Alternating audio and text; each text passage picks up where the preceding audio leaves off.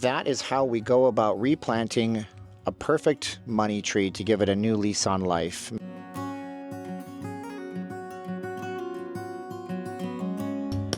All right, everyone, so you might find this in your local nursery.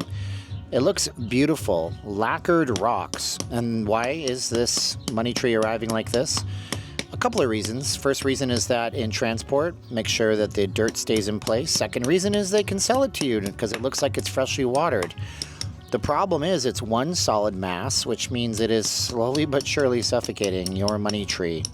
And you can actually see evidence of this. Take a look at those stalks. They don't look too great, but the leaves are supposed to be lush and thick. These are just kind of dry looking, like they're on their last legs, and skinny as all.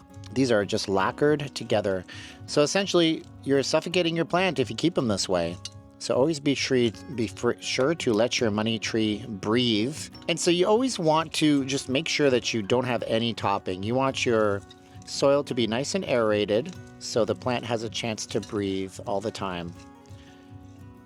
Next up, we're going to go ahead and remove the actual root ball. We're going to give this one a new lease on life. Make its happy day so it can be a happy, successful money tree. Don't be afraid to pry it a little bit. Those roots can get really bundled up in the bottom and have a big webbing mess. So you're not hurting it by just taking it out.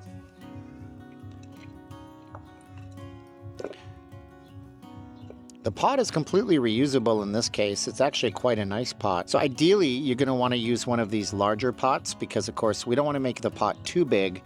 The plant kind of freaks out, but you want to make the pot a little bigger than what you have when you repot because that gives the new roots the ability to grow and sprout. And as the plant gets bigger, you're going to repot it in a slightly bigger plot. Now, if you take a look here, you can see the elastic bands. And when they are braiding these trees, of which this one didn't get braided that well, they're going to have to bind them together with elastic bands. But this is a problem for your mature tree. You can just snip them and clip them out, just like so. So what they're doing is they're suffocating, and you can see, and in some cases they use inorganic material, like this is rubber at least, but inorganic materials are things like polymers and plastics, and some of them that are mass production, they'll cut right into the roots. And this one didn't cut in because it is elastic and it would eventually break down and disintegrate, but it's still being stifled and suffocated as it goes. So now we see our roots, and we can see those elastics that were just binding it and suffocating it slowly but surely. For many years. So how many years has this elastic actually been in here? We don't know. It's the life of the plant. And it just shreds those roots and stifles them from being able to grow.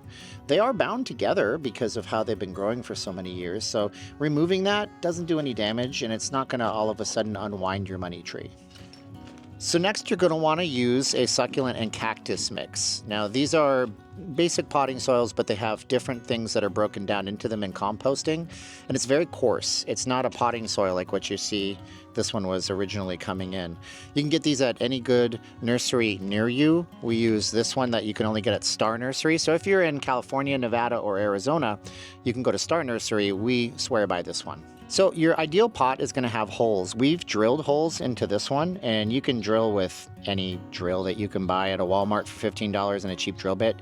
If you're using ceramics, you need a diamond bit. Just get a plastic pot if you're new to all of this before you get complicated. Lots of aeration. This soil doesn't have aeration, and your money tree likes to have damp but not soaking soil. It's going to absorb the water really quickly. One more thing to note, when you're choosing a pot, these grocery store pots are expensive. Just reuse your pot. I'm going to put the drill bit that you would get, and you don't need a hammer drill. You don't need a fancy drill. You're just going to we'll make a separate video, but using one of these drill bits is not complicated. From the nursery, this little money tree will be in a plastic pot. This is essentially a $9 wholesale type of money tree. But somewhere in the middle, the money tree gets picked up by the grocery store or the Lowe's, and it moves into this giant ceramic pot. Your markup that you're paying brings this money tree from $10 to somewhere in the neighborhood of $30 or $40. That's quite the markup, and you can be better off going to your local Goodwill, Savers, Value Village if you're in Canada, and purchasing a ceramic pot just like this for $3 at a money tree for $9, and having a great little money tree that'll last you years. So now we're potting the money tree, and the first thing you want to do is form a little bit of a base below. You want to make sure that you get enough of your succulent mix into the bottom. So you are going to make sure it is the right level above the rim. And just don't be shy in packing it in. You want to pre-moisten your succulent mix so this doesn't become a sandy, dusty mess. And so you can actually have a base, and the money tree will be nice and secure and happy in its little plastic pot. Push down. You can't really hurt it. The roots aren't going to have sore feelings over you making sure it's nice and snug and fit inside. The next step is just to give it a good soaking.